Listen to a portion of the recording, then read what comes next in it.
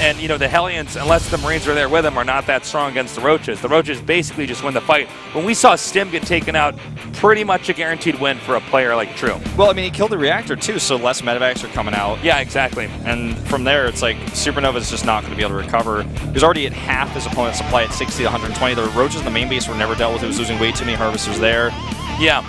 I think SuperNova just misjudged the Roaches. I think he might have thought initially they were just going to defend his pressure a little bit while he transitioned to a normal game, and then when the Roaches hit his base, he was like, oh, what? Like, this is totally different than what I was thinking was happening. Well, I thought he was going to go for the sandwich, but then you saw how many Roaches got up there. Also, several times, SuperNova not able to seal off his base, even in that last game. The Roaches just walked right up there.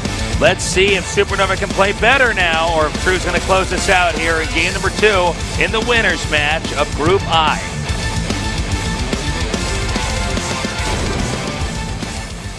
Down here in the bottom center of this 3-player map merry-go-round, the Peter Pan Zerg, he is True. I actually like that nickname, Peter Pan Zerg. Just never grows up, dude. And his opponent over here in the upper left, in the red. SuperNova. A veteran here, the GSL. You know, Almost made the second Nesty Award. Yeah, he was so or close. Third Nesty Award, I think was. He was so close. 9 Code S's in a row and then dropped out of one of them. The thing about the Peter Pan Zerg nickname is, like, I feel like either you hate it or you love it, like the nickname. It's like I've gotten so much people have been like, that's so funny. And so people are like, I can't believe. See, I love that nickname. There's this really good Counter-Strike player that I knew from these pubs, and his ID was Peter Pan. It's just such a good ID. It is, man. You just think of that Peter Pan doing that like rooster around. crow thing, always like flying around. It's funny when you get names like that. Like, it just we don't have to grow up. Yeah, no, exactly. We're never gonna get older. Yeah, man. We're just gonna play Counter-Strike all day. Yeah, exactly. Yeah. You can fly just like me, and he's bunny hopping around the map, blowing people's heads off. I don't know. Peter Pan was never a story that I felt like particularly close to. It was never like a movie I watched when I was younger that I felt like. You never saw that movie Hook? I saw that once, and it never like I didn't dislike it, but it never didn't connect with you. Robin Williams actually played Captain Hook, right? No, Robin Williams played Peter Pan. Or no, wait, what? Was Robin Hook? It's a long time ago, man. Robin Williams? You mean? I think he was Peter Pan. I just can't remember, but that was back when Robin Williams was like the lead in every family wholesome movie ever. You remember Mrs. Doubtfire? Yeah. I love that Have movie you seen, there's a recut of that on YouTube that makes it into a horror movie? Mrs. Doubtfire? Yeah, it's like just a trailer of it. It's so funny. It's so hilarious. I gotta watch this. Oh, yeah. So far in this game, we have about as standard as you get of these openings. Actually, wait, no, he went for a 1 barracks expand. That's pretty weird. I mean, it's not like a build that's like super risky or very aggressive or anything. It's just like not standard. It's a Wings of Liberty style of expand, where you have a few Marines out to hold your expand, and you can get away with stuff like this though on a 3-player map. It's just the reason why I feel we don't see it anymore is because the Reaper gives you so much information, and then also you get a faster factory from it. So that's why the Reaper expand is more popular. But this is a faster CC. Oh wow, he's actually gonna pull drones to stop. Oh my god, that was so badass. That was so well done. It looked natural. You know how that like never ever works normally. Yeah. Nicely done by him there. Now he's getting Ling speed behind that. Meanwhile, we have the factory and a bunker coming down here, and the reactor. So he's going to attach the factory to the reactor, and we'll probably see a starport from there. He's continuing to mine gas. I think he might do a Roach speedling bust.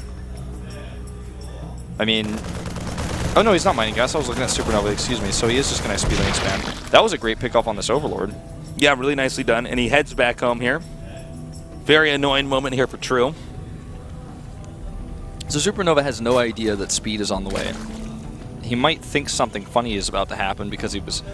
It's strange to have somebody actually chase down and kill your SUV that you're using to scout, but it looked natural because it was with the drones he used to transfer, so I feel like he's probably thinking, well, that was just bad luck. He's making a huge wall right now, too, at the front of his ramp, so I think he's just prepared for the possible eventuality. Well, the drone is now going to come out And it looks like the third base is going to be over here in the most natural location. I think if I'm SuperNova, I'm probably expecting there to be some kind of very weird cheese. The fact that he didn't get to see what was in there. Yeah. And this is a great way to do it. I mean, a lot of times when the player is just macroing, they don't even care if the SCV gets inside the main. It doesn't matter. Nothing's happening there anyways. But to have the SCV picked off like that does make True look a bit suspicious. And this is a smart move here by True because SuperNova may overcompensate in defense and not have will have spent money on something that doesn't matter. He was defending against something that was never going to happen. Right. And normally when you stop somebody from getting intel, it's because you are going for something you want to surprise them with. But in this case, he's doing the reverse, and it could work out very well. The Barracks is making a tech lab here, and he shows that to True. Might be because he's going mech and he just wants to, he was like, oh, you see my Barracks in the building, let me just make that on here, and it's going to be useful later. But only one armory, so it doesn't necessarily mean that we're going to see mech. It could even be like Hellbat Marauder with that tech labs going down the barracks. Yeah, I don't think so, because that build is pretty much gone and done. It's like doing a Thor Rush or something. It's just like an obsolete build that we don't see. But you never know. There's the tech lab over there, so not being used on the barracks, so I think we are just going to see mech with a lighter version of the upgrades to start. Not going to commit too heavily to double upgrades just yet in gas. Once it uses gas for siege tanks, maybe. There are the factories being added. Okay, the Lings have all rallied up over here. The Banshee's now coming out here. No drones in sight to take out over there. Now on to the second base. Let's see what the defenses are like down here. With that Spire, actually, with no detection, he might be able to pick it off, but he doesn't realize. Yeah, I don't know if he could have DPS'd it down. It's hard to say. That would be a risky move there in a live match like that. Yeah. And so instead he just goes for the drones and then backs off right away. Safer choice. Yeah, there's a Raven coming out here now, and it looks like, yeah, SuperNova is going to be going for mech this game for sure. This is what he's really good at. I really, really like this choice. Now, I mean, he's going to be doing it on a map that has a lot of open spaces, but oh, that was a bit sloppy. Nicely done there. Well, that's a big ship down there he just flew over. Yeah, I just Terra saw needs that. to get one of those. So he's going to go over here and get some more drones. It looks kind of like one of the hero units from the campaign, actually. Yeah, it does, actually. So really the Banshees are there to keep the Zerg honest, to keep the Zerg defending, and to not let the Zerg get too out of control while SuperNova is teching rapidly here into the mech area, trying to get a solid backbone of mech so that he can push out if he wants to and still defend at home. What I noticed about SuperNova stylistically is that he likes to use call down supply. Yeah, he does, more so than other Terrans. And the thing is, I don't think this is like him just making a macro mistake. No, I don't think so. Especially not for how long this game's been out. When you have a call down supply, it actually saves you minerals overall because it doesn't. Your minerals, if you're planning on staying on 3 base for the whole game potentially, then your mule just makes you get the minerals faster, but doesn't mean like you get any extra money from it. You just get it a little bit faster. But if you don't need it right at that moment, then if you call down a supply, it's 100 minerals that you got for free that you're never going to spend later. So call down supply is not actually always a bad thing. I think a lot of people misjudge No, I think early on what happened was the mule was just so good. It was like, why would you go for anything else? The Hellions have come in here now. Did they even get a single drone back there? I think they got 2. They got 2, okay. Good scout here on this changeling. Now confirming 100% that it is mech that he's up against. But the Mutalisk shouldn't be able to do too much here with turrets already set up, the Raven plus the Thors that are about to pop out. I think that's his first one only that just came out, but even with 1 Thor against this small count, it's going to be pretty easy to defend. Now he has to go into different upgrades. The +1 for his Lings are no longer as useful, and he starts a Roach Warren, so a bit oblivious so far until that moment was true, so it's going to take him a little while to get back into the composition that he needs to beat this. Oh, nice. The Mutants could actually take out some of these Hellions here. Really ruining some of that scouting potential here. And from here, the Zerg, on a map like this, it's not that bad to be facing off against a meching Terran. Because it's a 3-player map, as you can see, and think about this as a fundamental with Terran in general. Terran have a hard time expanding to far out regions on the map. So really, the Terran can't get much further than the basic allowed expansions right in its perimeter. Yeah. So a few of these ones that are outreaching, those are going to be hard for him to hold, but he can do it. The Zerg, on the other hand, because there's another starting location, Zerg is going to always get there first at the upper right. So he actually is going to have a very easy time continuing to grab these expansions over here. SuperNova has to have a really powerful mech push. Also note that True is going for the Swarm Host, excuse me. Now, the Swarm Hosts are a very interesting move because, yeah, they're going to make it pretty much impossible to push, but that does mean that then True, on SuperNova on a map like this can try to attack some of the other locations if we do go into like Supreme late game where Zerg is expanding over to the upper right area. That was some incredible control on those Hellions, by the way. Yeah, really good. Targeting down the surgical strikes, like getting the drones as they spawned. It was no coincidence that he targeted those down right as they spawn. I really want to take a closer look at this call down supply thing. I think he's now called down 3 or maybe 4 this game. Yeah, he's got a really good rhythm here. And it's like clearly intentional the way he's done it, because he makes a deep and then he calls down one next to it, and it's like he's just got more money than you're supposed to on 3 bases, because like you said, it's so hard to take a 4th. He may never take one, so those extra minerals are so important. It might be the incrementation there for exactly how he's meching, where he's saying, well, I actually want to keep all my SCVs on minerals and just get a few, I use that. I have the Hellions to scout. Oh my God, this is a timing. No, it's not. Wait, yeah, it is. Excuse me. I was like, wait, is he expanding? Am I missing something? Yes, this is the timing. He's pulled the SCV. Is the Zerg going to be ready?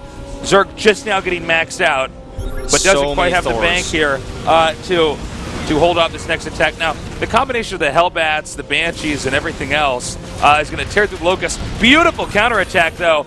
Getting rid of that 3rd base. That's going to be lifted. SuperNova isn't really concerned about that, though, because he's not really mining from that anyways. This is the army he's going to make. This is a remarkable number of Thors, by the way. Yeah, normally we have much more tanks. 2 more, too, being made at home. And with this much firepower on those Thors, that's part of why I think those call-out supplies use. Those Thors take so much. He has 10 Thors.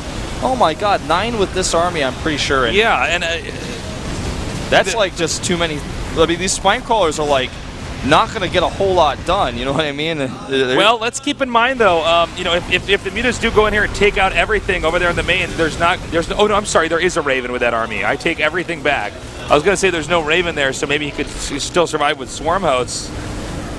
But let's keep in mind, though, that there is a lot that True still has to take out here. Oh, he's not going to kill this. Not with the bunker there being repaired. I can't believe he's just walking. I think he's not even paying attention to that attack right now. He's trying to figure out how does he survive this next wave of Terran units. I mean, he's got no bank left in gas. He's making 10 mutas against 10 Thors. Good luck. 11 Thors now, of course, 2 of those at home. But, I mean, the Spire is dead. The Banshees were completely protected.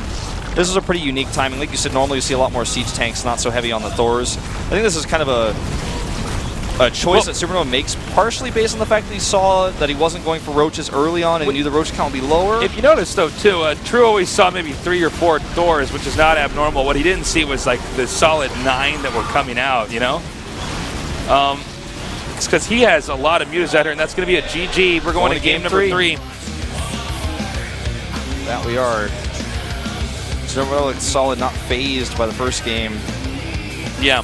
The call-down supply thing just is something I just can't stop thinking about. I'm like, well, it's really interesting, isn't it? We saw it used a lot there, and it was used very effectively. That was a Terran Wolf that had was nearly maxed out during that push, right when Zerg got maxed out. True did not have a lot of hiccups back throughout that entire game. Yet somehow, as SuperNova was pushing, he was pushing out, I believe, 170 supply. Yeah. Right then, boom, True maxed out. Now, 170 supply Terran with SCVs pulled, that's pretty tough to beat. It really, really is. And you can see that calling down the supplies there allowed him to get that army a little bit quicker. He doesn't need to scan as much, right? Yeah. With 1 or 2 check attempts, you have a pretty good idea of what they're doing. Are they going to go for a Spire and mass up mutas? Are they doing something weird with Roaches? You don't need a hyper boost to your minerals because mech takes more in gas. Yes, exactly.